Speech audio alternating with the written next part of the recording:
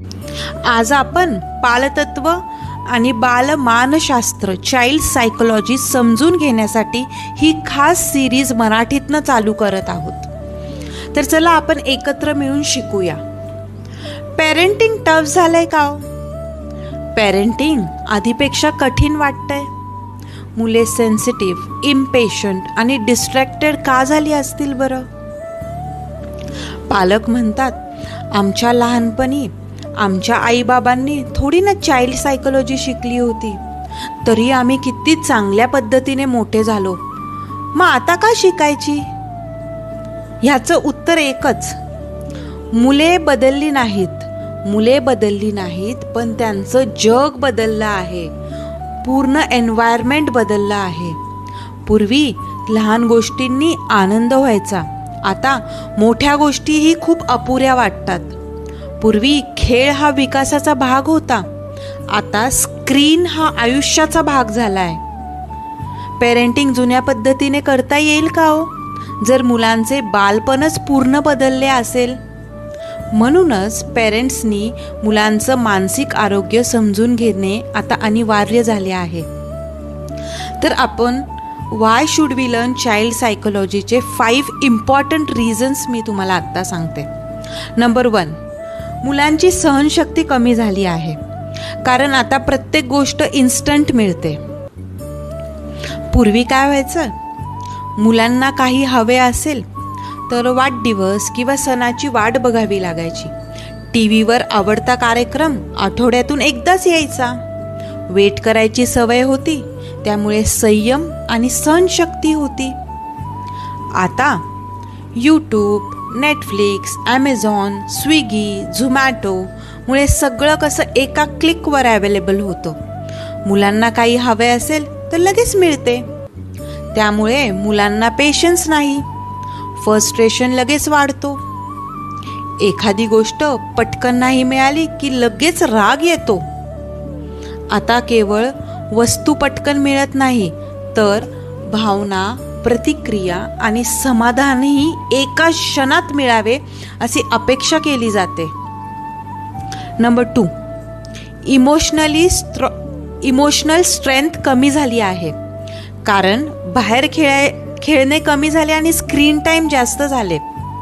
पूर्वी मैदानात खेळताना मुले जिंकायची, हरायची, पडायची, भांडायची. कबड्डीची मॅच हारली की पुन्हा 1-2 महिने प्रॅक्टिस करायचे आणि मग पुन्हा मॅच खेळायचे.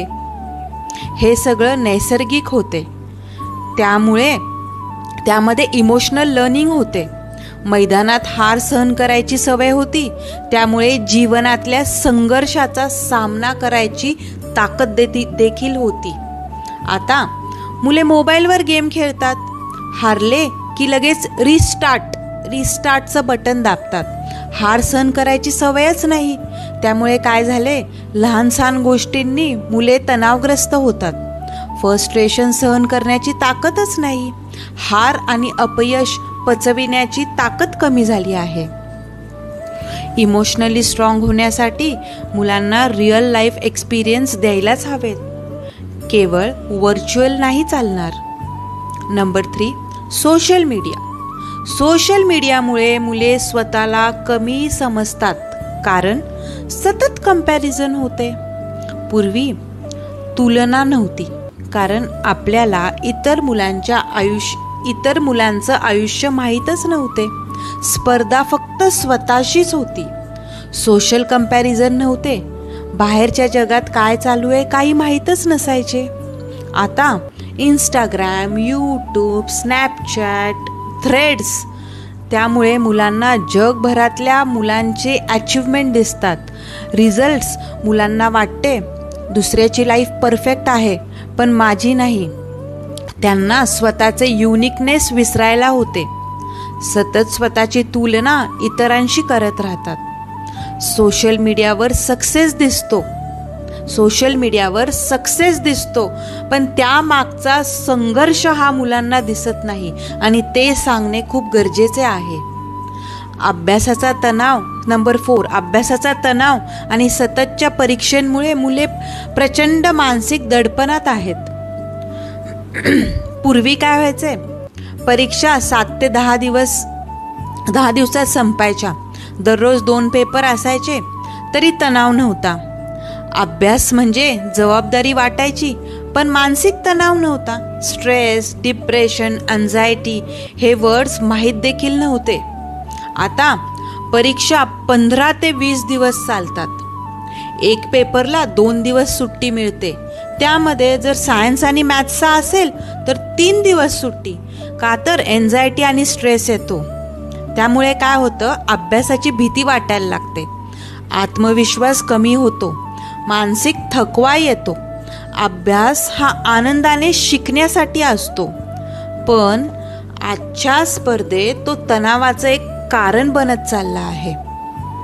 नंबर 5, मुलांना स्वतःचे निर्णय घेण्याची सवय राहत नाही, कारण प्रत्येक गोष्ट पालक ठरवतो. पालक प्रत्येक निर्णय घेतात. क्लास कोणता लावायचा, खेळ कोणता खेळायचा, अभ्यास कधी खेळायचं, किती वाजता उठायचं, किती वाजता झोपायचं अँड सो ऑन. त्यामुळे डिसिजन मेकिंग स्किल्स कमी होतात. स्वावलंबी बनण्याची सवय लागत नाही. पुढे आयुष्यात मोठे निर्णय घेण्याची वेळ येते की घाबरायला होतं, कन्फ्युजन होतं. मुलांना विचार करू द्या, निर्णय घ्यायला शिकवा, कारण छोट्या निर्णयांनीच मोठा आत्मविश्वास तयार होतो. आणि लास्टली मी हे सांगेन, पॅरेंटिंग म्हणजे फक्त आईची जबाबदारी नाही. हे मदरिंग नाही आहे, हे पॅरेंटिंग आहे. जेव्हा एक मूल मोठे होते तेव्हा त्याचे संगोपन फक्त आई करत नाही, तो आई, वडील, आजी, आजोबा, भाऊ, बहीण, शिक्षक, नातेवाईक, मित्र आणि संपूर्ण समाजाकडून शिकत असतो. मुलांचे वागणे, बोलणे, विचारसरणी या सगळ्या आजूबाजूच्या वातावरणावर अवलंबून असते. तो प्रेम, आदर आणि सकारात्मक पाहतो तेव्हा तोही तसाच घडतो. पण जर तो तणाव, दुर्लक्ष आणि सततची चिडचिड पाहतो तर त्याचा स्वभावही तसाच तयार होतो. पॅरेंटिंग ही एक व्यक्तीची नाही, संपूर्ण कुटुंबाची जबाबदारी आहे. मग भेटूया पुढच्या रविवारी एका नव्या विषयावर, चाइल्ड सायकोलॉजीच्या पुढच्या भागात. फॉलो करा, कारण पॅरेंटिंग आपण सगळे एकत्र शिकूया.